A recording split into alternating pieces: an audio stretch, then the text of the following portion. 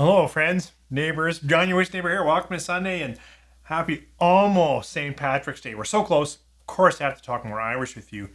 But I thought I'd talk a little bit about terroir. And if we're going to talk terroir and, of course, Irish, we have to talk about Waterford. You know, Waterford, I think they launched in 2015 but didn't release until 2020, which was a tough release time.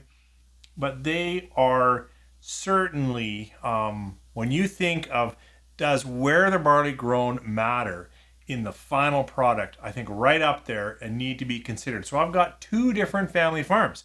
This is Ballymorgan and this is Sheestown. They're both released 1.2, which puts them at about the same vintage, which helps when talking terroir. So they're both about 4 years.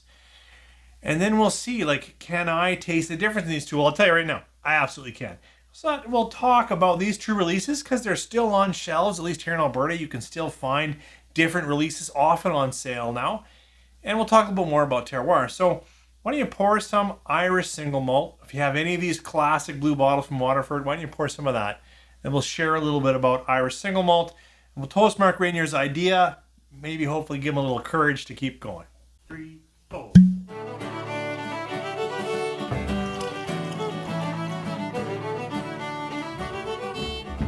Well, thanks for coming back. We're going to talk both of these Irish single malts, single farm origin Irish single malts. First, it's Ballymorgan, and then we'll talk about Sheestown because I want to talk to you about these two. Can I tell a difference and what differences do I get? But when we talk terroir, I have to say these iconic blue bottles from Waterford must enter the conversation at some point because that team really went after local. If you were to turn these bottles around, I don't know if the camera will capture that, but you'll see a code that you can enter. And when you enter this code onto that website, and it still works, even though I know they're in receivership, and if you go there to their website, it's the first notice you'll see, and that's pretty tough. But you put in that code, and it is going to tell you terroir like you've never been told from a distiller. I'm not just talking yeast and barley strain and that kind of stuff. I'm talking you can play an audio sound that's been recorded right there on the farm. You can look at the soil types, of course the barley types, but you can look at so much detail. Like if you're a whiskey geek like me, I have spent far too long going, those casks and so on, which is pretty wild. Love the transparency. Really actually appreciate that I can go and hear about this farm, read about it, listen to the sounds of being present. Pretty wild. Now, I'm already going to share with you one little bit of criticism because I'm going to sip both of these whiskeys, and I've already told you I've had these whiskeys. They are different, and I will taste that. But here's some things that I never understood with the Waterford experiment, which is the casking in here. Well, the same casks. We've got ex-bourbon, virgin oak, French wines, and fortified wines, sherries and such. But we don't have the same percentages of each. So right away, if everything was exactly the same, but we changed up the ratio of casks and types of casks, I would expect to taste a difference. They also have different barley types, which if we are believing that terroir and the soil is going to come up and change, then I would want the same barley types because there could be structures and chemistry a part of each barley that's this, and they're different barleys. So it's a little bit challenging for me to attribute the differences in tasting. So I've come back to say, you know what I like about Waterford is it's like a single casking in the sense that this flavor profile from Ballymorgan is different than the flavor profile at Sheestown. And if I'm recommending or sharing whiskey with a friend, then I can go along that. So it's kind of like a single cask, even though both of these are made up of many, many casks. Well, let's talk this Ballymorgan here for a second. It's been airing a little bit. This is young stuff. We're natural color and on shell, but we're like 4 years and a bit. Let's see what this one's like on the nose. You know, I don't know if you watched the short, but I am surprised. Now, I will confess I haven't had these in at least a year. Like they've been closed on the shelf for at least a year. And this is all kinds of green apple, crab apple, sour apple. There's a little bit of barley in there, so put that apple in something you like it. If it's an apple pie, for me it's a little bit more of a crumble. So we've got some of that going on from the nuttiness of barley, but all kinds of sweet soured apple. Interesting. Let's try this one on the palate. Sláinte.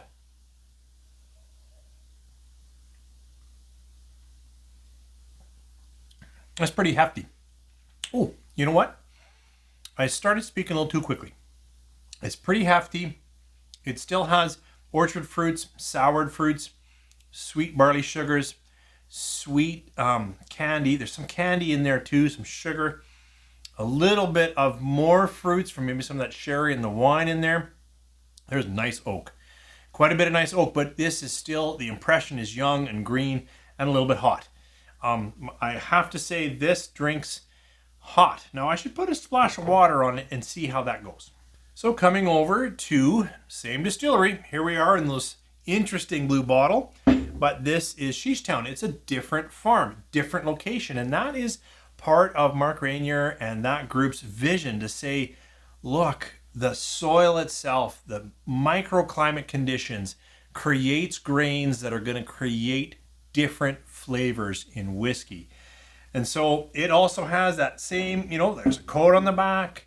You can put that in, listen to the farm, see the soil types, all of that special stuff. And I still really appreciate that. Same thing, natural color, non-chill, 50%. And it's about the same age. Casking ratios are different. If I recall, look, I put them down below for you guys. I think this one has a little bit more French wine in it. And it is on the nose different. This is let's just go with this. This has more vanillas, more sweetness, more caramel.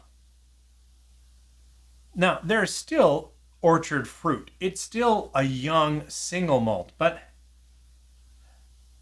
in contrast, and I would hope I would tell them as different. I mean, I don't have them enough to know which is which, but this one, for me, for my nose right now, you're cooking down that apple, you're taking off some of the sour, the citrus moves from lemon to orange, and a little more sweetness and vanillas and caramels in this one. Well, let's try Sheestown on the palate. Sláinte.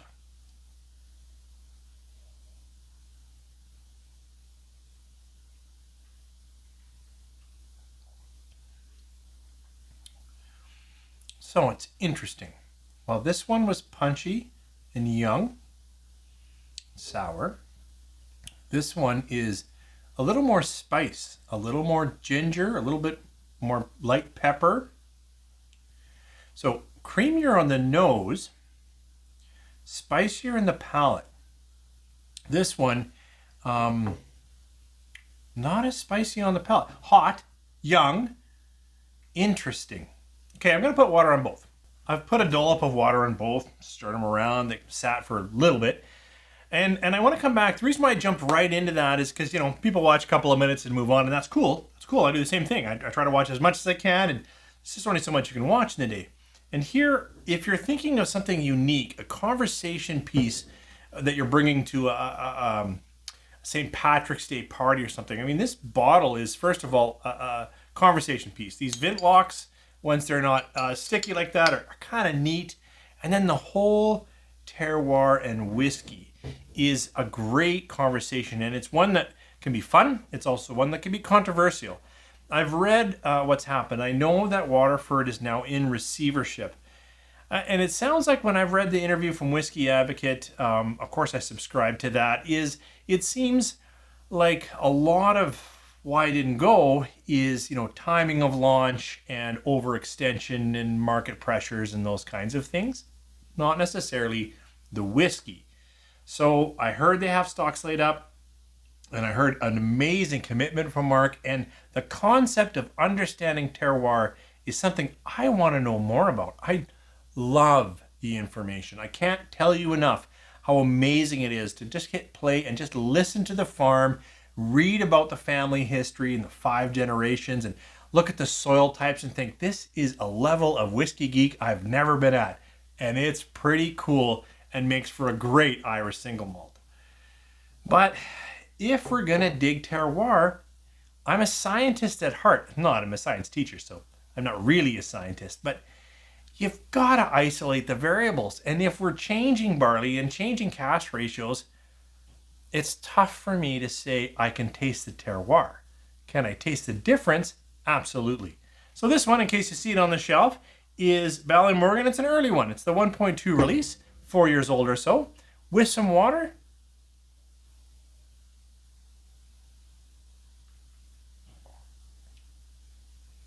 You know, it's ending up in an area that I'm not that happy with. And it's interesting that I bought both these bottles almost the same time. And even though I haven't had either of them in over a year, I had this one further down. This just stays. A little bit of water makes it a little bit softer and creamier, but it's staying in a place of a little too pungent and a little too sour for my palate.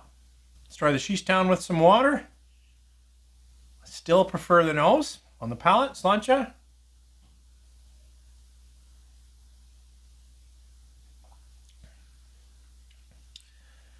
Okay, so, you know, water does bring out a little more apple skin, a little more, there's some other layers going on. But the vanillas and caramels seem to be just washed away.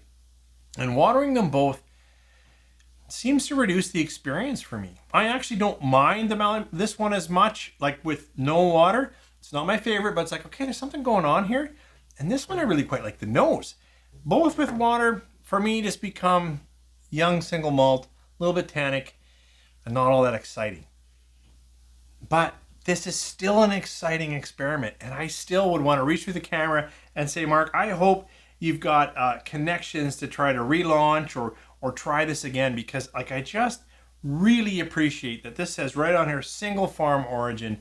Same with this, and you can read about the farm in the back. You put the code in, and you learn so much more. I really like that. I imagine it felt like a support to those local farms to kind of see their name on a bottle, on a shelf internationally. I really wish you good luck. I hope somehow the financial woes can be solved and we can see Waterford or some expression of yours, Mark, and team. I know there's more than just you, but certainly you've got a lot of passion for this, and I've read only articles with yourself about this. I hope we can see this again. These are a little young. Not my favorite Irish single malt, but an awesome conversation piece. Thanks for joining me here this Sunday. Hope you guys have a great St. Patrick's Day tomorrow and have some good Irish on the shelf. Single malt, pot still, or to blend. Triple distilled, or there's some that are double distilled. Nice sweet light, or there's some interesting peated Irish. But I do hope it's actual Irish on your shelf for St. Patrick's Day. You guys take care.